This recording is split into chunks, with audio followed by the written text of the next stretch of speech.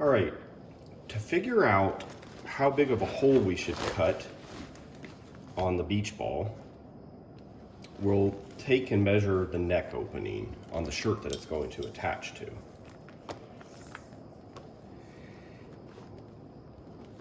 So what we can do, I'm going to start on a seam, make it kind of easy.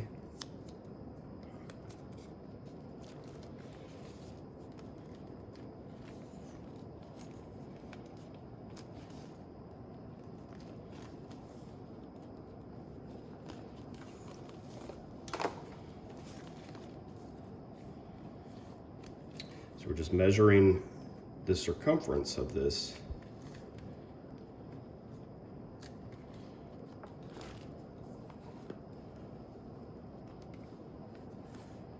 Wow, so that actually turns out to be exactly 30. That's nice. So we have 30-inch circumference. I'll write that down.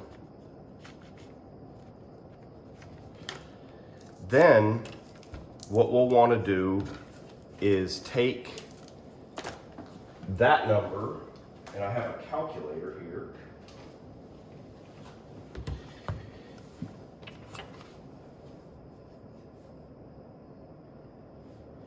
We want to divide that by pi, because that is how you get the diameter from the circumference. Normally I use my phone, but my phone is currently recording this video. So 30 inches divided by 3.14, which is pi.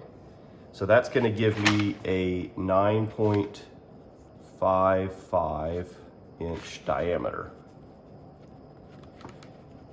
But we want to have the hole where the ball meets the neck, we want it to be a little bit smaller. So, you know, we've got this neck hole that's 9.55 inches. We want the ball to come in just a little bit because we want to have an overlap. If you make them both the same size, you're going to have to use like strips or something to attach them. That's not going to look nearly as good. So the question is, do we have enough room to come in with 9.55? Well, here's the thing. Most people are going to have about a 20-inch neck. Not too many people have a larger. There are some people that have like a 26-inch, I think is really the far end of the spectrum for a human. So let's look at this. If they had a 26-inch neck and you divide that by pi, 3.14, then you need to have at least an 8.28. So that's kind of the max. And then let's look at, you know, the average is going to be less than 20. I've seldom had to do anything larger than that.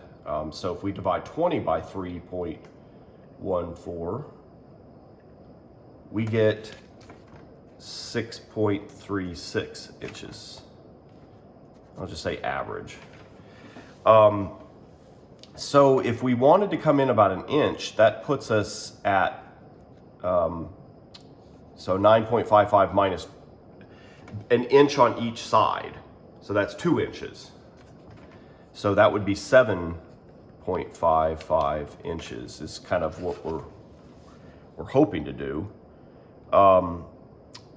And I think that will work out pretty well. That's going to satisfy the average, no problem, with an inch to spare. So let's just go ahead and plan on doing, we'll just make it 7.5. Let's get rid of the 5. So we want to do a 7.5 inch opening. And to prove that point, on our beach ball suits, we've been doing a 6-inch opening. So it just kind of goes to show that that's definitely going to be plenty big. So the way to do it, and I've actually already done it here. I was just kind of working through the math just for the video. But the easiest way to do this is to take, and if to make a 7.5 inch diameter, well, we have a center point. The radius is half of that.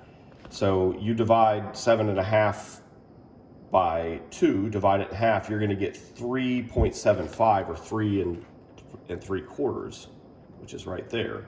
So what I did was I put kind of a little dot in the middle, and I carefully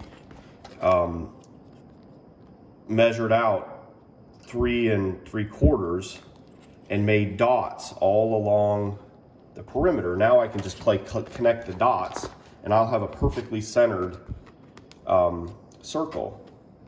Now, what I could go ahead and do as well, and this is turned inside out, so these dots aren't even going to really matter. I could go ahead and make dots at the 9.55 diameter, and that'll actually give me alignment to the shirt. So I could go ahead and do a second set of dots, and I think I'll do that. So we would take 9.55, divide that in half, and we could measure out and do an outer set of dots, and that's actually how we would align it with the shirt. And you could start basically gluing it so that the outer, where you mark these outer dots, would line up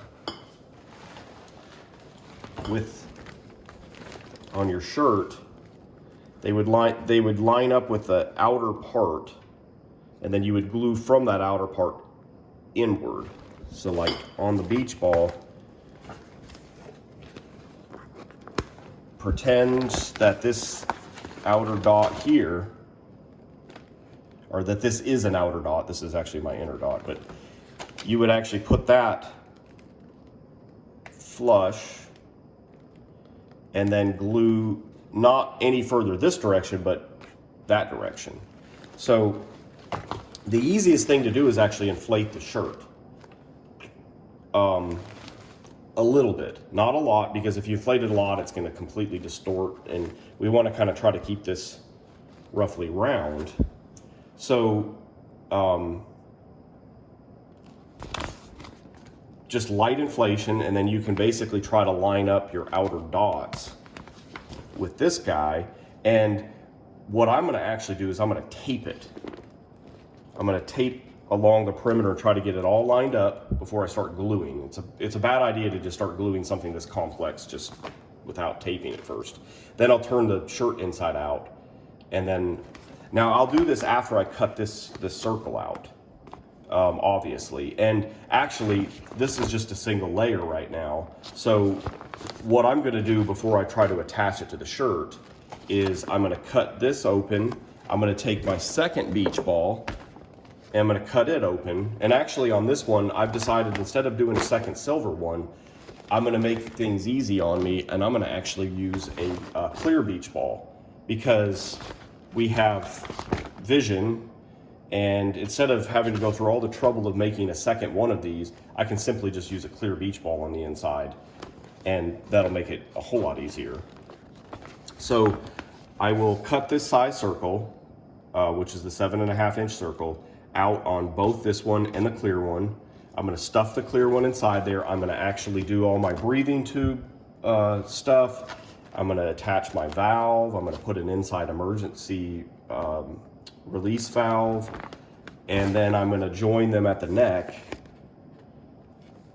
and I'll actually be able to inflate this thing and test it by itself before I attach it to the shirt.